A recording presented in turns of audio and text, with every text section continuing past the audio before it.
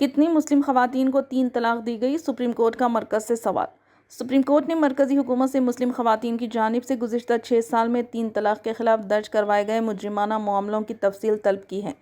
Supreme court نے سوال کیا ہے کہ 2019 میں پاس مسلم خواتین تحفظ شادی حقوق ایکٹ کی خلاف ورزی کرتے ہوئے کتنی مسلم مردوں نے اپنی بیویوں کو 3 مرتبہ طلاق کہہ کر ان سے رشتہ منقطع کیا ہے۔ ان کے خلاف ملک بھر میں درج FIR اور فرد جرم کی تعداد کی تفصیل پیش کرنے کی ہدایت بھی عدالت نے مرکز کو دی ہے۔ علاوہ ازیں مرکزی حکومت سے کہا گیا ہے کہ وہ ہائی کورٹ میں 3 طلاق سے متعلق زیر التوا معاملوں پر بھی جانکاری پیش کریں۔ آج chief justice of India justice Sanjeev Khanna اور جسٹس سنجے کمار کی بینچ نے 3 طلاق کے خلاف 2019 میں بنے قانون کے آئینی جواز کو چیلنج پیش کرنے والی 12 درخواستوں پر سماعت کر رہی تھی۔ اس دوران بینچ نے مرکز اور دیگر فریقین سے تحریری حلف نامہ پیش کرنے کو کہا ہے۔ بینچ نے اب ان عرضیوں پر آخری سماعت 17 مارچ سے شروع ہونے والے ہفتے میں مقرر کی ہے۔ کوزیکوڈ واقع مسلم تنظیم جمعیت العلماء اس معاملے میں اہم عرض دہندگان ہے۔